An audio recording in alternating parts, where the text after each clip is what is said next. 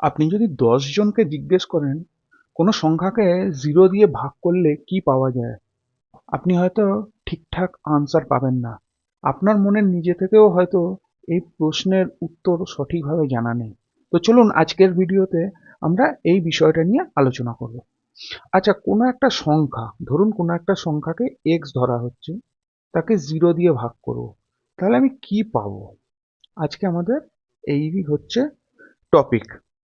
তো এখানে আমরা যেহেতু ভাগ করছি, তো সরাসরি আনসারে যাওয়ার আগে আমরা আগে একটু দেখে নিই যে আসল ভাগ মানে জিনিসটা কি এক্স্যাক্টলি।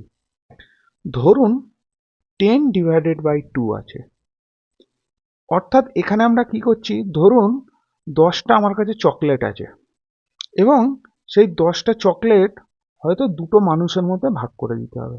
এই দুটো মানুষের মধ্যে ভাগ করে দিতে হবে এবং সেটা সমান ভাগে। তো সমান ভাগে যদি ভাগ করে দিতে হয়, তো এই প্রথম মানুষটা পাবে হচ্ছে যে 5টা চকলেট, দ্বিতীয় মানুষটা 5টা চকলেট পাবে। তো এই হচ্ছে ভাগ, ডিভিশন এটা করে। ঠিক তেমন আর একটা এক্সাম্পল যদি দিই, ধরুন 15/3। ঠিক তেমন আমার কাছে 15 চকলেটস আছে, তিনটে লোকের মধ্যে ভাগ করে দেবো। প্রথম প্রথম লোকটি পাবে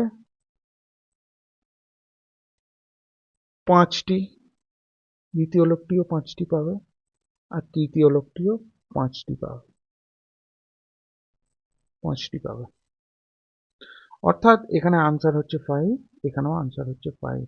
অর্থাৎ সমান ভাগে যদি ভাগ করতে হয় তখন আমরা ডিভিশন করি। তো 0 দিয়ে ভাগ করা এই জিনিসটা বহু লোকের কাছে কি ধরনের কনফিউশন সেটা একটু আলোচনা করি। আচ্ছা, কিছু লোক হয়তো বলতে পারে যে আমি 0 দিয়ে ভাগ করলে আমি পাবো হচ্ছে ইনফাইনাইট। অর্থাৎ ইনফাইনাইট মানে হচ্ছে খুব বড় কিছু একটা সংখ্যা, যে লিমিটলেস, অনেক বড় সংখ্যা। এটা এটা কেমন ভাবে লোক ভাবে, ধরুন 100 একটা সংখ্যা আছে, তাকে যদি আমি 50 দিয়ে ডিভাইড করি তাহলে আমি 2 পাবো। ঠিক তেমন সেই 100টাকে যদি আমি 20 দিয়ে ডিভাইড করি তাহলে 5 পাবো। আবার 100টাকে যদি আমি 10 দিয়ে ডিভাইড করি তাহলে 10 পাবো। আবার 100টাকে যদি আমি 2 দিয়ে ডিভাইড করি 50 50 পাবো। এখানে যদি দেখেন ডিনোমিনেটরটা আমরা যদি কমাতে থাকি, তাহলে এখানে সংখ্যাটা বাড়ছে। প্রথমে 2 ছিল, তারপর 5 হলো, 10 হলো, 50 হলো। ঠিক তেমন 100কে যদি আবার আমি 1 দিয়ে করি তাহলে 100 হবে। আবার 100কে যদি 0.1 দিয়ে করি তাহলে 1000 হবে। আমি যদি ডিনোমিনেটরটাকে ছোট করতে থাকি তাহলে এখানে ভাগফলটা বাড়তে থাকবে। তো এইভাবে সবচেয়ে ছোট নাম্বার আমরা 0 হিসাবে ধরতে পারি। অর্থাৎ আমি কোনো সংখ্যা বাই 0 যদি করি তাহলে আমরা ইনফাইনাইট, খুব বড় একটা সংখ্যা পাবো।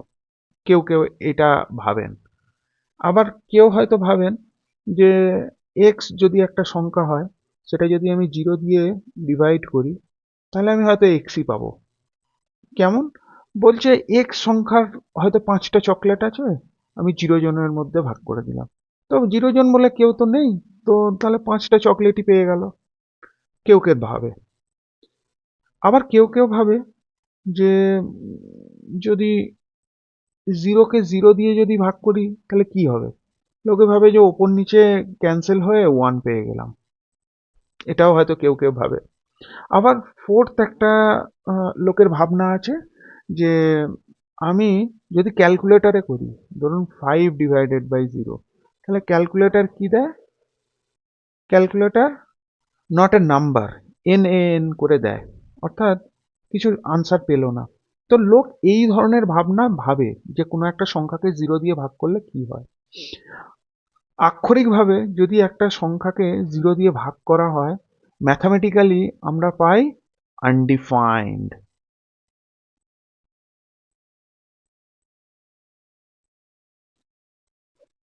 আনডিফাইন্ড পাই।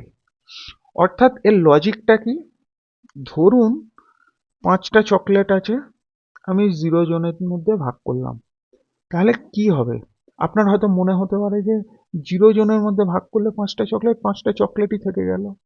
কিন্তু আপনি যদি ভাবেন 0 জন একটা লোক আছে, তাহলে সে 5টা চকলেট পেয়ে যাবে।